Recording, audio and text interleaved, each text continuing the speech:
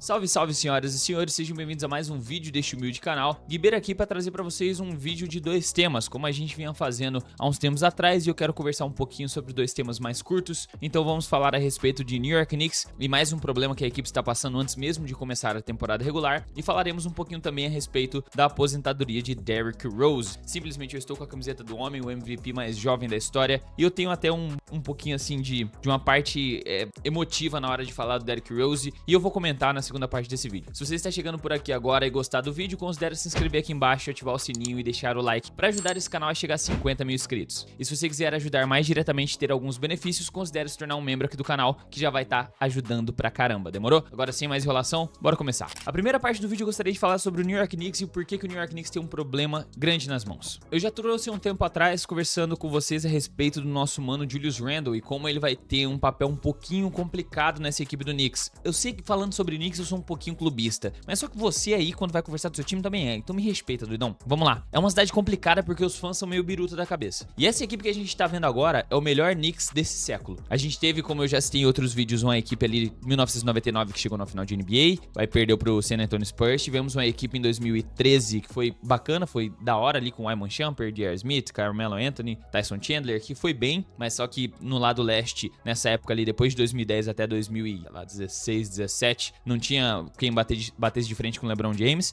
E o ponto é, o que a gente viu o Knicks fazer agora foi uma coisa inacreditável. Pra quem é fã do Knicks sabe que é o melhor time que a gente tem desde que virou os anos 2000. E por conta disso, as expectativas estão, lá no topo, lá nas alturas. Porque o time tem tudo que precisa, teoricamente, menos center, que é o que a gente vai conversar nesse vídeo. O time tem alas de muita qualidade, tem power forward de muita qualidade, tem dois armadores de muita qualidade. Só que a única coisa que ainda preocupa esse time é a parte do garrafão. Ano passado não era muito complicado a gente falar a respeito do garrafão do Knicks, porque a gente tinha o Isaiah Hartenstein ali, que era a melhor opção possível, já que o Mitchell Robinson tem um histórico de lesão muito complicado. Se você vê o Mitchell Robinson antes dele ganhar corpo, antes dele ficar mais forte, ele era um cara muito móvel, apesar de alto, ele era muito versátil. Era tipo um Giannis, assim, obviamente bem reduzidamente, mas só que ele tinha ali aquele atleticismo mais fora do padrão. E aí pra se encaixar no esquema que o Tom Thibodeau queria, ele foi lá e pum, ganhou massa e acabou vindo com isso mais lesões no joelho, mais lesões no tornozelo. O cara agora não consegue ficar saudável. Já faz 3 temporadas que a gente paga um cara pra ficar no banco de reservas, entrar uma ou outra partida, e o pior, quando ele entra ainda é puxado a perna pelo Joel Embiid. E agora com esse anúncio de que ele vai ficar de fora até provavelmente dezembro, final de dezembro ou começo de janeiro, o Knicks tá se preocupando mais ainda com questão ao garrafão, já que a gente perdeu o Isaiah Hartenstein e as nossas duas opções agora ficam em torno do Precious Achiuwa, que é um cara da mesma altura do Julius Randle, então não faz tanta diferença assim o impacto defensivo dele, e o Jericho Sims, que é um garoto meio sem experiência, tem um salto vertical bom, é até que forte, mas só que não é tão bom defensor assim contra jogadores mais fortes, mais experientes, e ele também não é tão alto, então deixa o garrafão do Knicks sem uma presença sem um nome de confiança, sem um cara assim de respeito. E aí temos duas opções. A primeira opção, que eu acho que vai acontecer, só que não por um período completo, que foi o que a gente estava conversando no último vídeo, que é o Julius Randle fazer a posição de 5. Depois daquela tretinha que aconteceu com o Julius Randle, ele meio que entendeu o lado do Knicks e tipo assim, viu que foi um mal entendido, espero que tenha sido, na real. E ele deu uma declaração falando que está disposto a fazer qualquer papel que o time entregue na mão dele, tipo, fala, se precisar que ele jogue na 5, ele vai jogar na 5, isso é muito animador. E o Tom Thibodeau, que é um cara que não era muito fã de jogar nesse esquema small ball, esse esquema com o jogador mais baixo na 5 que arremessa, que espaça a quadra, começou a aderir isso muito mais após reassinar com o Odiano Anunoby e após alguns testes que estão sendo feitos agora na off-season. Então quer dizer que o Julius Randle está sendo treinado para jogar uma parte do jogo na 5, já que tem o reforço do Odiano Anunoby, que é um cara muito bom defensor e pode ajudar nas defesas de garrafão, consegue defender jogadores mais altos, mas ainda a parte do center é um problema para essa equipe. E tirando o Mitchell Robinson de lado, que eu acho que já deu o que tinha para dar, ele nessas condições de lesão atrás de lesão, eu acho que ele tem que perder muito peso para que ele se mantenha saudável novamente. Não adianta querer que ele fique forte desse jeito para tancar alguns defensores, alguns jogadores assim, tipo o Joel Embiid, sendo que o cara não vai ficar saudável, é pagar um cara à toa. Ainda mais vai desperdiçar a carreira dele esses vários anos apenas assistindo o jogo do banco de reservas. Então o ponto sobre o garrafão é, o Knicks ainda tentou fazer uma modificação. Sim, temos um nome. O nome do rapaz é Ariel Okuporti. Eu não sei se eu falei o nome dele certo, mas é isso. Pra quem não conhecia, ele foi draftado ainda em 2024, nesse draft, do mesmo draft de Bronny James, mas como as atenções ficaram voltadas para outros jogadores, ninguém se atentou muito. Ele foi a 58ª escolha do Dallas Mavericks e acabou sendo trocado para o New York Knicks. Na verdade, o Knicks adquiriu vários jogadores nesse draft por meio de troca, mas falando ainda a respeito do Ariel, ele é um cara grande, aproximadamente ali nos seus 2,10 metros de altura, talvez um pouquinho mais, que a última passagem dele na temporada 23-24 foi na NBL, que é a Liga Australiana de Basquete, ele teve médias de 8,4 pontos, 7 rebotes em 18,4 minutos de jogo durante 28 partidas. Esse nome me animou um pouco, que eu vejo um pouco de Mitchell Robinson nesse cara. A gente tem que testar ainda como é que ele vai se adaptar à NBA. Os jogadores que vêm da NBL, geralmente eles têm já uma bagagem boa de basquetebol. O Knicks perdeu algumas oportunidades, como se reforçar com algum dos franceses que estavam em evidência nesse período das Olimpíadas. Também perdeu a oportunidade de draftar o Kyle Filipowski, já que a gente teve uma escolha de número 25 e acabou ficando com o Pacomeda Diet. Eu acho que foi um erro do time, porque o Pacomeda Diet vai disputar uma vaga onde ele não vai ter espaço, então a gente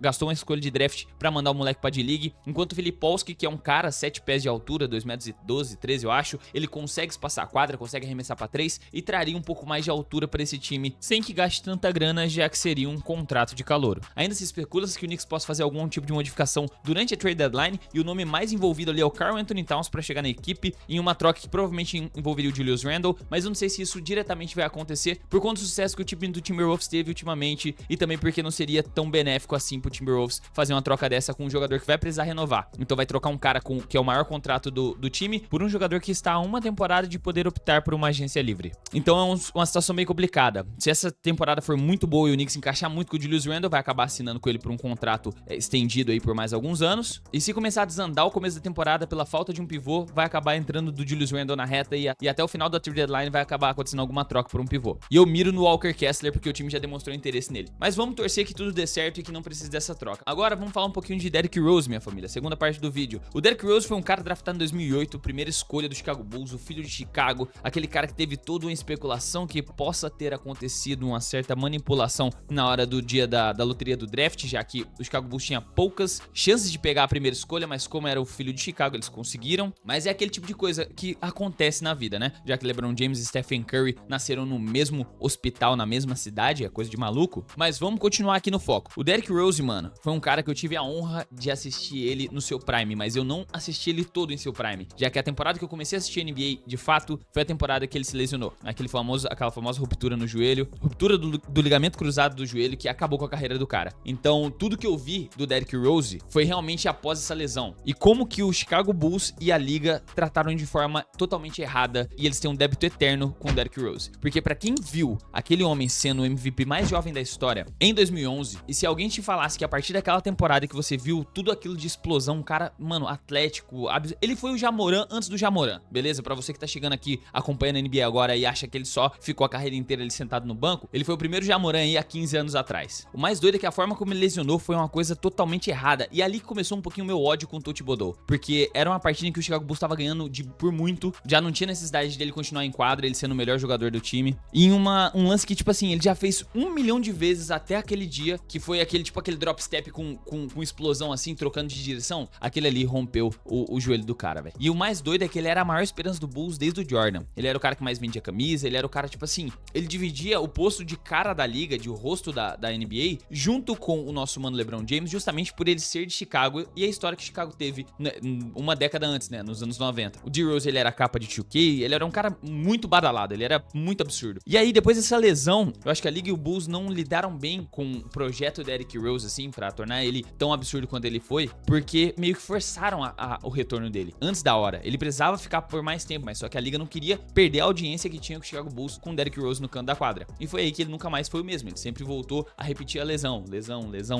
E um dos dias mais tristes da carreira dele, visivelmente, ele estava fazendo uma entrevista, se não me engano, com a Adidas. E aí, durante a entrevista, né, o cara acabou de vir de uma temporada onde ele até que ficou mais saudável, jogou 66 partidas, foi anunciado que ele foi trocado pro New York Knicks. E tipo, do nada, ele não queria ir embora, e o cara chora no meio da entrevista que tava sendo gravada, pô, é um bagulho de cortar o coração. E aí, nunca mais a carreira dele foi a mesma, a gente viu ali alguns flashes durante a passagem dele no Detroit, que ele ainda foi citado como um dos melhores sexto homens da liga, mas também não jogou muito, ele foi muito bem ali também no Minnesota Timberwolves, teve partidas importantes ali, que deu um ânimo ali pra tudo que ele já tinha enfrentado na carreira, e agora o homem se aposentou, cara. É com muita tristeza, tipo assim, a aposentadoria dele, porque a gente não viu o Prime Derrick Rose, a gente não viu o Derrick Rose realmente sendo a melhor versão do Derrick Rose possível, porque, cara, é uma série de fatores que combinou em volta disso, sabe? O Derrick Rose, infelizmente, entra pra mais um dessa gigantesca lista, tá ligado? De Penny Hardaway, de Tracy McGrady, de Grant Hill, de jogadores assim que a gente viu o quão monstruoso eles foram, mas só que não vimos ele nem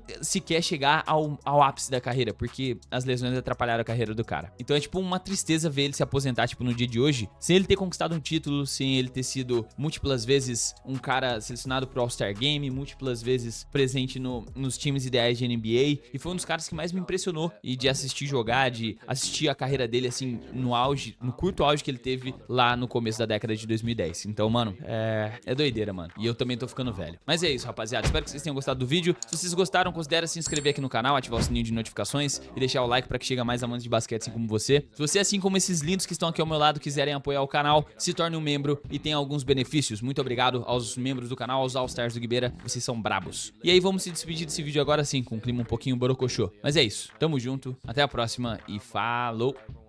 I live in a constant state of fear.